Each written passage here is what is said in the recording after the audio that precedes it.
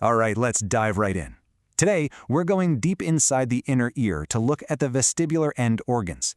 These are the incredible microscopic sensors that let our brain feel every single turn, tilt, and acceleration. And as you'll see, their intricate designs aren't just fascinating. They're the key to understanding both our sense of balance and our clinical tests. Now, just so you know, all the material we're covering today comes directly from our comprehensive clinical review, The Anatomy of the Vestibular System. You can find it over on the Australian Dizziness Clinic's website. The big idea we're going to explore is this. Microanatomy is literally the blueprint for function. You know, the shape, the orientation, the cellular layout of these tiny structures. None of it is random. It all directly determines how we sense motion and, for us in the clinic, how we diagnose vestibular disorders. So here's our roadmap. We'll start with this concept of them being exquisite mechanical converters. Then, we'll zero in on the cristae ampullares, our angular motion detectors. After that, we're moving on to the maculae, which sense linear forces. And we'll wrap up with a really critical feature inside them called the striola. Okay, let's kick things off with the structures built to detect rotation. We've got 3 semicircular canals, right? And at the base of each one is this crucial sensor, the cristae ampullares. So the star of the show here is the cupula, this gelatinous structure sitting right on top of the sensory hair cells. And look at how it stretches all the way to the roof of the ampulla. It creates a perfect, fluid-tight seal. I mean, this is just a brilliant piece of biological engineering. It means that any movement of endolymph has to deflect the cupula. There's no way for the fluid to sneak past it.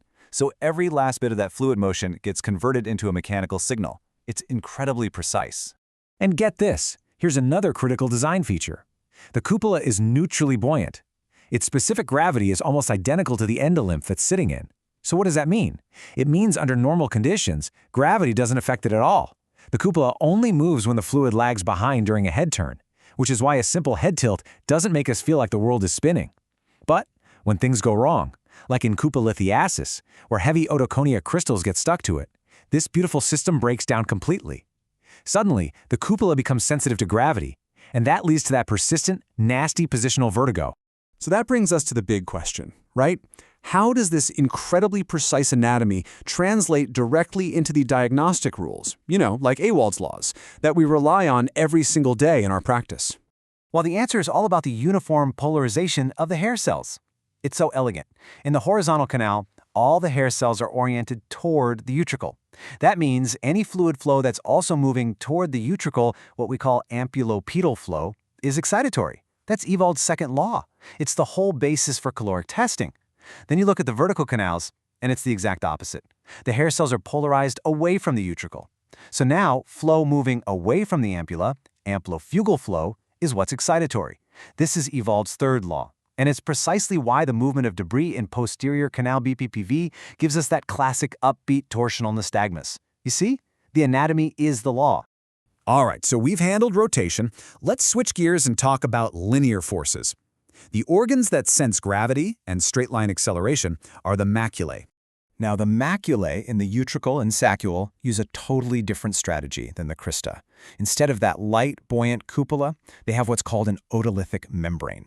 And if you look at that top layer, you can see it studded with these tiny, dense crystals called otoconia. These little ear rocks are the real game changer here. They provide all the inertial mass that's needed to detect linear forces. And just how much mass are we talking about? Well, the specific gravity of these little crystals is about 2.71. Compare that to the endolymph around it, which is basically water, at about 1.003. So they are way denser.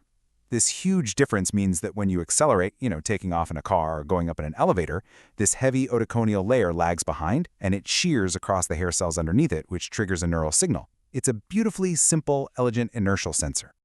So we've got 2 of these macular organs, the utricle and the saccule, and they're oriented pretty much perpendicular to each other. The utricle lies mostly flat or horizontally, which makes it perfect for sensing horizontal acceleration and static head tilt. The saccule, on the other hand, is oriented vertically, in the sagittal plane. That makes it our primary sensor for vertical movements, like jumping up and down or riding in that elevator. And this anatomical orientation maps directly to our clinical tests. We test the utricle with the ocular vemp, the O-vemp, and we test the saccule with the cervical vemp, the C-vemp. Form meets function. And that brings us to our final and maybe the most crucial anatomical concept of the day. It's something that is absolutely fundamental to modern vestibular testing, the striola. I want you to think of it as a kind of functional watershed that allows for some incredibly sophisticated signal processing. This is where it all comes together. Look closely at these polarity maps for the saccule and utricle. Remember how in the crista all the hair cells pointed the same way? Well, in the macula, it's a totally different story. They have this dividing line, the striola, where the direction of polarization just completely flips. On the utricle, you can see the hair cells point towards the striola, and on the saccule, they point away from it. This is not just some random line on a diagram. It's a functional boundary of immense importance. So what the striola really does is create a differential sensor. When that otolithic membrane shears in one direction, it excites the hair cells on one side of the striola, while at the exact same time, it inhibits the cells on the other side. This push-pull arrangement is what allows the brain to figure out not just the magnitude, but the precise direction of linear acceleration with incredible fidelity. It's brilliant. Okay, so how does this actually apply in the clinic? Let's trace the C-vamp reflex. A high-intensity sound or a vibration activates the saccular hair cells. That signal then zips up the inferior vestibular nerve to the brainstem, which then sends an inhibitory signal down to the sternocleidomastoid muscle on the same side. That brief inhibition of the muscle is exactly what we're measuring as the C-vamp. It's a direct readout of saccular function, and it's only possible because of this unique anatomy. And that right there is the ultimate takeaway. The existence of the striola, this line of polarity reversal, it's not some anatomical trivia point. It is the absolute foundation of our VM testing. Without this specific feature, the test as we know it today just wouldn't work, period. So let's just quickly recap the 3 critical links between form and function we've covered. First, the cupula's design as a perfect seal makes it an amazing angular motion sensor. Second, the uniform hair cell polarization on the crista is the direct anatomical blueprint for Ewald's laws. And third, the striola's ingenious push-pull design is the fundamental principle that makes VEMP testing possible. So we've covered the gross and microanatomy of the vestibular end organs. But you should join me for video 5, vestibular hair cells, ultrastructure, type I versus type 2, in the calyx synapse. We're going to explain why the unique geometry of the calyx ending allows for signal transmission at near electrical speed, and what that really means for the latency of the vestibulo-ocular reflex.